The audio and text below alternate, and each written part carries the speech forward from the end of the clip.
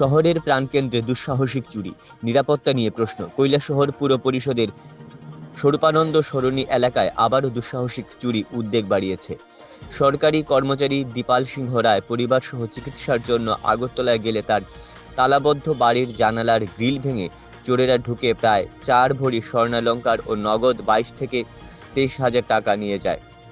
গভীর রাতে ফিরে এসে বাড়ির এলোমেলো অবস্থা দেখে তিনি প্রতিবেশী ও থানাকে জানান এবং পরদিন লিখিত অভিযোগ দায়ের করেন। অভিযোগের পর পুলিশ ঘটনাস্থলে তদন্ত শুরু করেছে। তবে শহরের প্রাণকেন্দ্রে একের পর এক চুরির ঘটনায় নিরাপত্তা ও পুলিশের টহল নিয়ে ক্ষোভ প্রকাশ করেছেন স্থানীয়রা। তাদের দাবি, এলাকায় কড়া নজরদারি, সিসিটিভি এবং রাত্রিকালীন টহল বাড়ানো হোক। কালকে আমি ট্রিটমেন্টের লিগে সকালবেলা আগরতলা গেছিলাম আইএলএস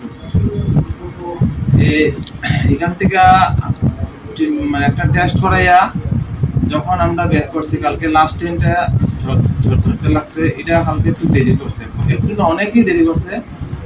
তখন আমি কৈলাসহর মোটর স্ট্যান্ড যখন আমি করছি 12টা বাজতে 10 মিনিট বাকি, বাড়িতে আয়া করছি ঠিক 12টার সময়। আওয়ার পরে যখন দরজা খুললে ভিতরে ঢুকছে আমার মিসেস, তখন থেকে ঘরের ভিতরে এই আলমারি ভাঙ্গা, শোকেস ভাঙ্গা, ওইদিকে একটা জানলা পুরো ভাঙ্গা, গ্রিলটা পর্যন্ত তারা খুলে দিয়েছে। তখন তো বুঝতে বাকি না, হয়তো আমার ঘরে চুরি হয়েছে বা কিছু একটা হয়েছে। তখনই আমি পাড়ার সবাইকে ফোন করলাম, আমার আশেপাশে সবাইকে ফোন করলাম, সবাই আসলো, দেখলো। এরাও থানাতে ফোন করলো, পেট্রোলিং পার্টি আইলো, তারা সব ছবি দেখলো এবং পজিশন দেখলো, দিয়ে দেখলো, রান্না করতে দেখলো, এরপরে গেল তারা। আজকে আমি 11:30-12টার দিকে আমি থানা থেকে একটা এফআইআর পেয়েছি, যেহেতু আমার এটা নিয়মে করতে লাগে। ঘরে 22 থেকে 23,000 টাকার মতো আছে। আমি ট্রিটমেন্টে আছি, তো কিছু টাকা পয়সা করে থাকে, বাকি তো অনলাইনে পেমেন্ট করে।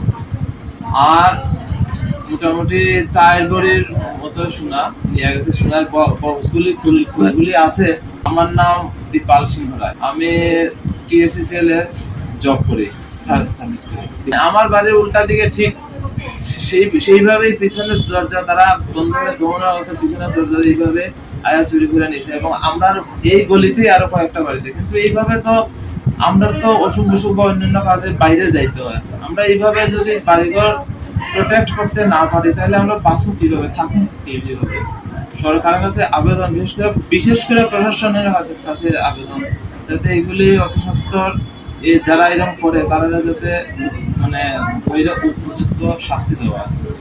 কারণ না হলে তো আমরা এইভাবে বাড়িঘর যদি না রেখে, আমরা বিশেষ করে আমার ক্ষেত্রে যারা আমি ট্রিটমেন্ট করতে যাইতেছি এবং আরো সামনে যাইতে লাগতে পারে, কিন্তু কিভাবে যাই, আমরা সেফটি ফিল করতেছি। সন্দেহ বলতে কি, আমি তো মনে করি এটা একদম কাছাকাছি কেউ চুরিয়েছে, কারণ এটা তো বাইরের লোক আয়া করার কথা, হয়তো বা আশেপাশে কেউ করে, কিন্তু তারে আমি সন্দেহ করতাম, এরকম তো আমি পাইতেছি না। তবে প্রশাসন যদি ঠিকমতো স্টেপ নেয়, হয়তো বা এটা পাওয়া যেতে পারে। মেয়ে সমাজের নয়কো বোঝা, মেয়ে আমাদের অহংকার, নির্দিষ্ট বয়সের আগে বিয়ে নয়, এই আমাদের অঙ্গীকার। বাল্যবিবাহ বন্ধ করুন, তোমার অধিকার সম্বন্ধে অবগত হও। ভারতে আইনত বিয়ের বয়স মেয়েদের জন্য 18 বছর এবং ছেলেদের জন্য 21 বছর। যদি তোমাকে বিয়ে করতে বাধ্য করা হয়, তাহলে চাইল্ড হেল্পলাইন 1098 নম্বরে যোগাযোগ করো। যে কোনো স্বাস্থ্য সম্পর্কিত পরামর্শ এবং তথ্যের জন্য নিকটতম কিশোর বান্ধব স্বাস্থ্য ক্লিনিক অথবা আয়ুষ্মান ভারত স্বাস্থ্য ও সুস্থতা কেন্দ্রে যোগাযোগ করুন। জেলা স্বাস্থ্য ও পরিবার কল্যাণ সমিতি, ঊনকোটি কর্তৃক জনস্বার্থে প্রচারিত।